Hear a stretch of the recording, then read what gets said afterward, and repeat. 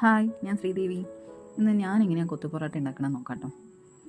ഞാൻ ഉണ്ടാക്കുന്ന രീതി കേട്ടോ കാണിക്കുന്നത്.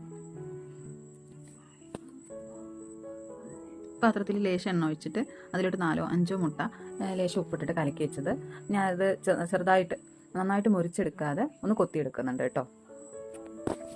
എന്നിട്ട് നമ്മളത് മാറ്റി വയ്ക്കുന്നുണ്ട് കേട്ടോ. നന്നായിട്ട് മുറിച്ചെടുക്കണ്ട, ലൈറ്റ് അഡ്ജസ്റ്റ് ചെയ്ത് വെച്ചതായിരുന്നു.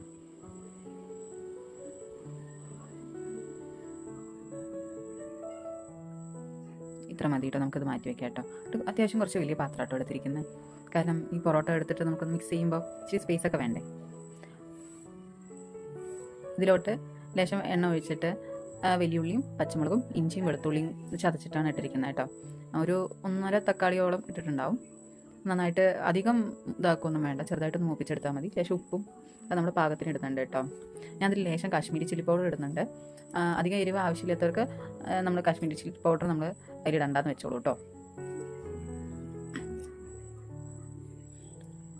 ലേശം കറിവേപ്പില ഇട്ടിട്ട് ഞാൻ നന്നായിട്ട് ഇളക്കിയെടുക്കുന്നുണ്ട്.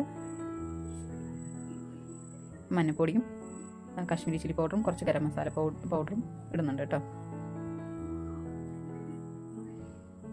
എന്നിട്ട് നന്നായിട്ട് ഇളക്കി യോജിപ്പിച്ചിട്ട് ലേശം ആ തക്കാളി വേവാൻ വേണ്ടി മാത്രം ലേശം വെള്ളം ഒഴിക്കുന്നുണ്ട്.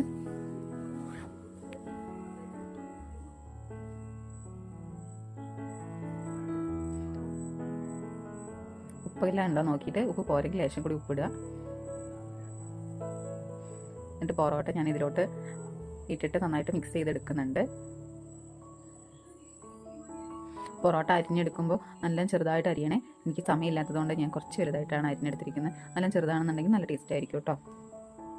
പൊറോട്ട നന്നായിട്ടൊന്ന് മിക്സ് ചെയ്തെടുക്കുന്നുണ്ട്. ഇതിലോട്ട് ഞാൻ ലേശം ചാറ് ഒഴിക്കുന്നുണ്ട്. പൊറോട്ടയോടൊപ്പം കിട്ടിയിട്ട് നമുക്ക്, അപ്പം എനിക്ക് കിട്ടിയത് കുറുമയായിരുന്നു. അപ്പം ഞാനതൊരു കുറുമ ഒഴിക്കുന്നത് കേട്ടോ. ബീഫ് ചാറോ അല്ലെങ്കിൽ ചിക്കൻ ചാറോ ആണെങ്കിൽ നല്ല ടേസ്റ്റ് ആയിരിക്കും കേട്ടോ. ഇതിൽ അത്യാവശ്യം എരിവുണ്ട്. എരിവ് വേണ്ടാത്തവർ മുളക് പൊടി ഇടണ്ട. നന്നായി ഇളക്കി യോജിപ്പിച്ചതിന് ശേഷം ഞാനത് ഒന്ന് പ്ലേറ്റ് ഇട്ടിട്ട് അടച്ച് വെക്കുന്നുണ്ട്. മല്ലിയിലൊക്കെ ഉണ്ടെങ്കിൽ ഇടാം കേട്ടോ. മല്ലിയില ഉണ്ടായിരുന്നില്ല, ഞാൻ അത് ഇടാതിരുന്നു കേട്ടോ. ഇതൊന്ന് സെറ്റാക്കി വെച്ചിട്ട് അടച്ച് വെക്കുന്നുണ്ട്.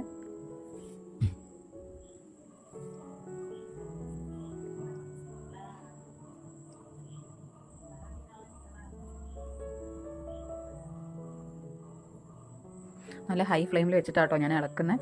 കാരണം പെട്ടെന്ന് റെഡി ആവണമല്ലോ. ഇട്ട് അടച്ച് വയ്ക്കുന്നുണ്ടേ. ഇത്രയേ ഉള്ളൂ കേട്ടോ, സിമ്പിളാണ് ഉണ്ടാക്കാൻ.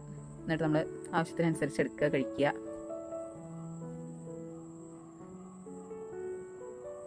വീട്ടിലുള്ള കുറച്ച് സാധനങ്ങൾ കൊണ്ട് തന്നെ നമുക്ക് പെട്ടെന്ന് ഉണ്ടാക്കാൻ പറ്റാവുന്നേ ഉള്ളൂ കേട്ടോ. വീഡിയോ ഇഷ്ടമായിട്ടുണ്ടെന്നുണ്ടെങ്കിൽ ലൈക്ക് ചെയ്യുക, കമൻറ്റ് ചെയ്യുക, സബ്സ്ക്രൈബ് ചെയ്യുക.